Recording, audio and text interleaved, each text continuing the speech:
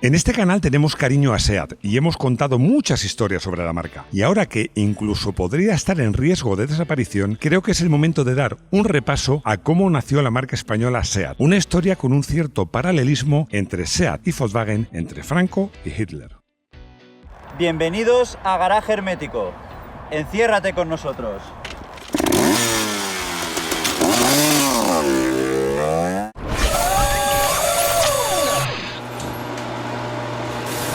No me olvido de que este canal lo ven muchos españoles, pero también lo veis otros que no sois españoles. Bueno, ya sabéis que a día de hoy la marca SEAT pertenece al grupo Volkswagen, pero realmente los españoles consideramos a SEAT como una marca española y es una marca a la que tenemos en general un cariño muy especial. Y que la tengamos cariño no quiere decir que a veces no hayamos sido injustos con la marca, porque los españoles somos muy caínitas. Podemos hablar mal de lo nuestro hasta que otro habla mal de lo nuestro. Por eso pues se decía que SEAT era el acrónimo de siempre estarás apretando tornillos. O se hablaba en los años 70 pues de los SEAT de los viernes, que decían, o de los lunes, según, que decían que bueno, eran coches que los constructores, los obreros estaban pensando en lavar en el fin de semana o venían del fin de semana. Bueno, todo eso evidentemente es completamente falso. Ha sido una marca muy querida en España y fuera, y muy apreciada en España y fuera, porque concretamente en España durante muchos años y distintas épocas ha sido líder de ventas, pero también ha tenido muchos éxitos en competición. Ojo, muchos y sonados. Os recuerdo que SEAT fue la primera marca en ganar el Campeonato Mundial de Turismos con un coche diésel. Y además, en su gama ha habido auténticos iconos, auténticos mitos. Mucho que contar. Hemos hecho muchos vídeos sobre SEAT, muchos. Por ejemplo, hicimos uno donde contábamos cuando SEAT dejó de ser Fiat para ser Volkswagen, que se titulaba Cuando SEAT cambió de Fiat a Volkswagen. Otro de historia ficción, os recuerdo ficción, contando el litigio que hubo entre SEAT y Fiat, que titulamos SEAT pierde el juicio contra Fiat. En la realidad lo ganó. Incluso hemos hecho un vídeo de cuando Volkswagen quiso que SEAT fuera algo así como los Alfa Romeo del grupo. Y por último, hemos hecho uno que se titula SEAT desaparece entre interrogantes. Creo que no hace falta explicar de qué va. Pero nos faltaba hablar del tramo que va desde el nacimiento de SEAT hasta que pasa a manos de Volkswagen. Y aprovechando que estamos en la colección SEAT en rodaje, que por cierto hemos grabado un vídeo que contamos un poco la colección y destacamos los 10 coches más interesantes, que son muy interesantes porque hablamos muchas veces de modelos únicos. Hemos hecho un vídeo que si no lo habéis visto todavía, no sé a qué esperas. Pero, una palabra típica del canal, ya sabéis que para contar una historia, lo primero es empezar por el principio. Sin coches. En la España de principios del siglo XX había muy pocos coches. Además, entraban con cuentagotas y la producción nacional era ridícula. Vamos a ver, me ha costado mucho encontrar datos fiables sobre el parque automóvil en España, pero sí he encontrado un dato. Fijaos, en 1913 en España había automóviles, ojo, que quiere decir coches, motos, autocares, camiones. En total, en toda España, 8.942 vehículos automóviles. Pensaréis, bueno, en todas partes habría pocos coches. Bueno, relativamente. En ese mismo año, en Estados Unidos, los Estados Unidos de Norteamérica, había 1.300.000 coches. Fijaos la diferencia. Pero es que en el Reino Unido había 250.000 coches. La diferencia era bestial.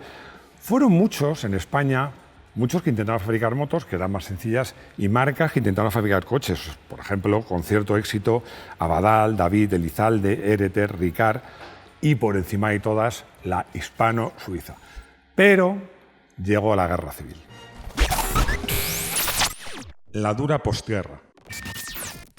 Si antes de la Guerra Civil Española el parque nacional en España era ridículo, después era casi inexistente. Lo he contado muchas veces en las guerras. Bueno, lo más duro es la pérdida de vidas humanas, de heridos, pero el parque queda diezmado completamente.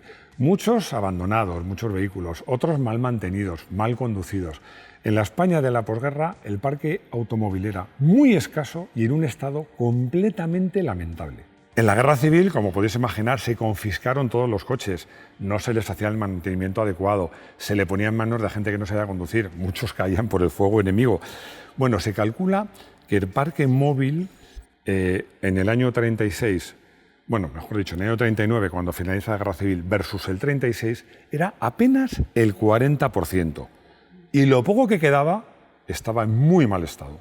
Con todo, os diría que eso no era lo peor, porque España estaba en una autarquía. El régimen, pues bueno, era una autarquía porque el régimen quería que fuera así, pero sobre todo es que España estaba en una verdadera ruina, que le impedía comprar nada fuera. Solamente, como ya sabéis que España fue, entre comillas, neutral o no beligerante en la Segunda Guerra Mundial, pues podía vender, que además, ojo, vendió tanto a un bando como a otro ciertas materias primas y comprar lo justo. Pero realmente España estaba encerrada, no se podía traer nada de fuera ni vender nada fuera.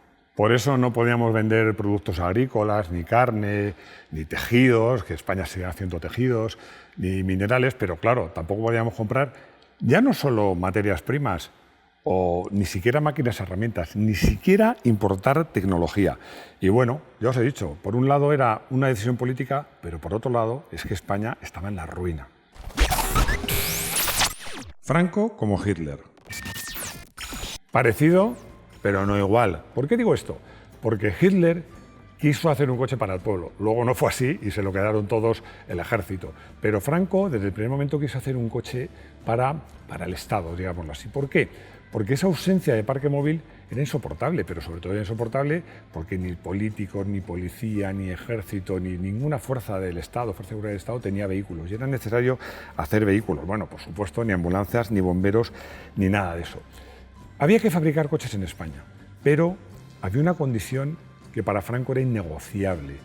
Esa empresa tenía que estar participada, si no mayoritariamente, por una cantidad muy importante, por el Estado español. Nace SEAT. Hemos dicho SEAT y no nos hemos equivocado, no es un error, porque en torno al año 1940 un grupo de industriales y un grupo de banqueros apoyados por Fiat, que iba a aportar la tecnología, crean SEAT, que era Sociedad Ibérica de Automóviles de Turismo, en 1940 y, como digo, con dinero y medios para fabricar coches. Entonces, ¿cuál era el problema? Muy sencillo, ya os lo he dicho, que el Estado español quería formar parte de esa empresa y en SEAT no estaba. Así que SEAT nació como empresa, pero no llegó a fabricar ni un solo coche. ¿Y cómo se solucionó el problema? Bueno, pues pasaron 10 años hasta que el Estado español creó el INI, que era el Instituto Nacional de Industria. Bueno, el INI crea otra empresa que os sonará, que era ENASA, Empresa Nacional de Autocamiones S.A., y además compra lo que quedaba de la fábrica La Hispano-Suiza, que entre otras cosas tenía máquinas, herramientas y una magnífica mano de obra. Y con todo eso fabricaría Pegaso y ya tenían camiones, pero coches hacían falta tanto como camiones. Hacían mucha falta. ¿Y cómo se solucionó el problema? Nace SEAT. Tratando de buscar un nombre que encajara con SEAT, pero también que sonara a Fiat, se crea esta nueva sociedad que se llama SEAT, Sociedad Española de Automóviles de Turismo, que nace el 9 de mayo de 1950 con licencia Fiat. SEAT, Fiat sonaba más o menos parecido. Bueno, es que incluso lo ponían los coches, SEAT licencia Fiat. ¿Qué significa esto? Bueno, por decirlo muy simplemente, que eran coches de Fiat fabricados por SEAT en España. Y como decía, lo primero que hizo SEAT no fue fabricar un coche para el pueblo o para la gente normal, sino que necesitaban un coche para las estructuras del Estado. Por eso empezaron fabricando el SEAT 1400. Bueno, que aparte de ser el coche oficial por excelencia, el coche de la policía, era el taxi. Prácticamente todos los taxis eran 1400 hasta que lo desbancó otro SEAT, el 1500. El 1400, lo cierto es que cuando apareció en 1953, no voy a decir que fuera un coche anticuado, pero tampoco era la última novedad, porque tenía esa línea pontón redondeada que ya estaba un poquito pasado de moda. Pero tenía dos ventajas. Era nuevo y no había competencia. 1957 nace el Mito. Pero el modelo más popular, seguramente el más querido y el más deseado, y que además yo creo que o no envejece o envejece bien, Es el SEAT 600, tenéis aquí detrás uno.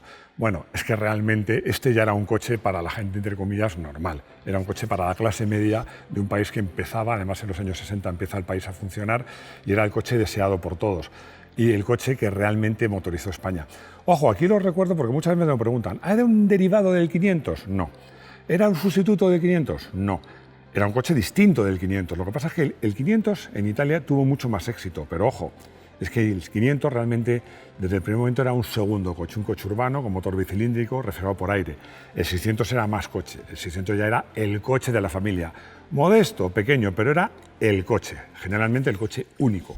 Ya sabéis el tópico, lo acabo de decir. El SEAT 600 motorizó España. Bueno, es que en este caso el tópico es una absoluta realidad. Fijaos, os voy a dar un dato. Entre 1957, que es cuando se vende por primera vez, aparece el 600, hasta que desaparece en 1973 con la versión más elaborada, el SEAT 600L especial, SEAT produjo más de 800.000 SEAT 600, que estos sí, mayoritariamente, fueron a parar a manos de compradores privados. Hubo muchas versiones del SEAT 600, la versión SEAT 600 sin más, la N de normal, la D, la E y finalmente el 600L especial. Bueno, y como os digo, este 600L especial era un modelo que solo lo hubo aquí, pero también aquí hubo un modelo exclusivo en España, que era un 600 alargado, con 4 puertas, que aquí en España se llamó SEAT 800, para colocarlo por encima de 600, que era un 4 puertas, y bueno, no nos podemos olvidar de las furgonetas, que hemos visto una, y la podéis ver en el vídeo que hemos hecho de SEAT en rodaje, donde hablamos de 10 coches únicos, y uno de ellos es la Formiqueta. 1500, modernidad.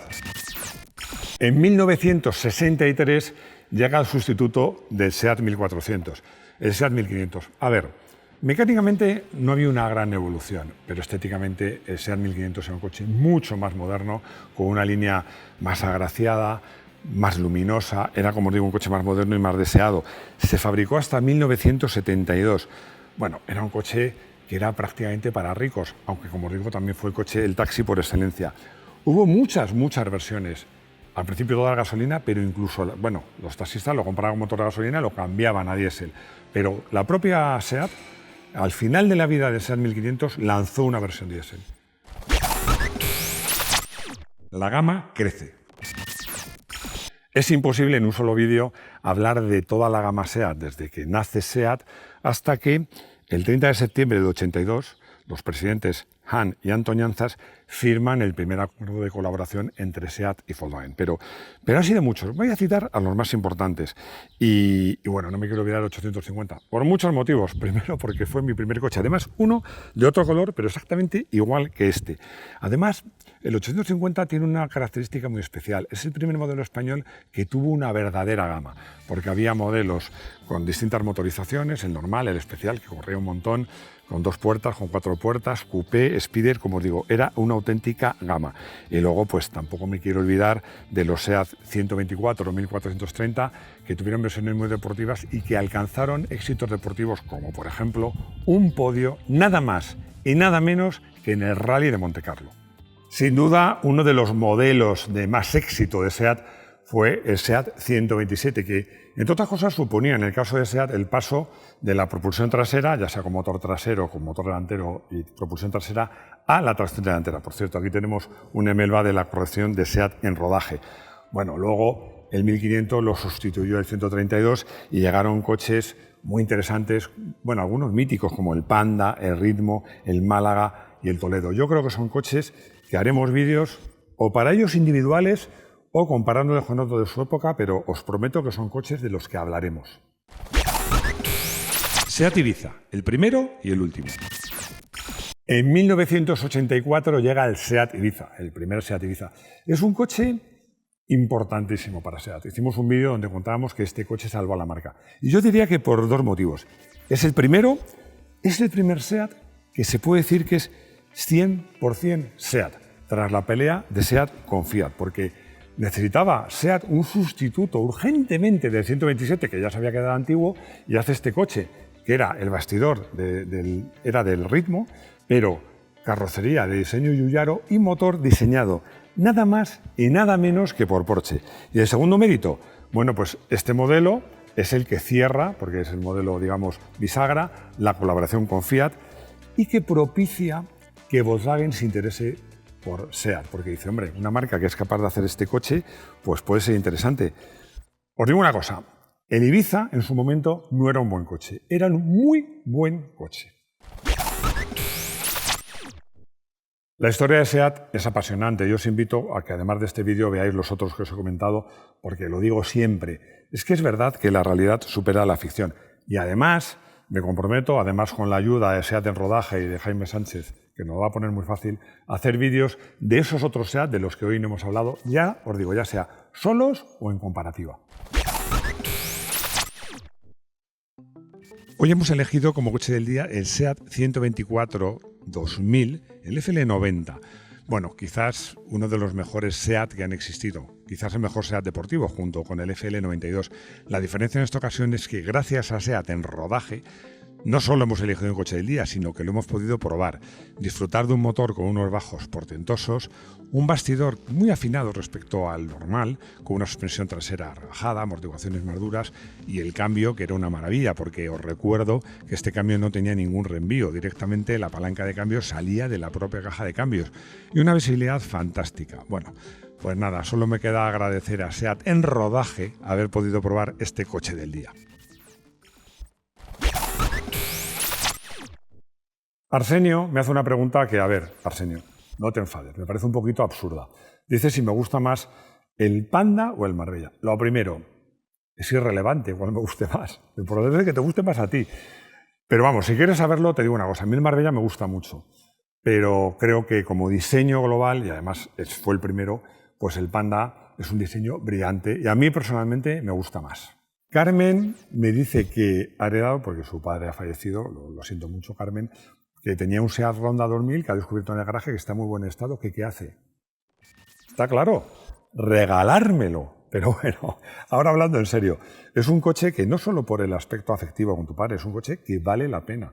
Es un coche muy especial, además muy dinámico, muy prestacional, que va muy bien. Mi consejo es que lo conserves. Y ya está, hemos acabado este vídeo. Hoy hemos tenido un escenario de lujo, SEAT en rodaje. Y lo que os digo siempre, muchas gracias por seguirnos, por estar ahí, por vuestros likes, por vuestros comentarios.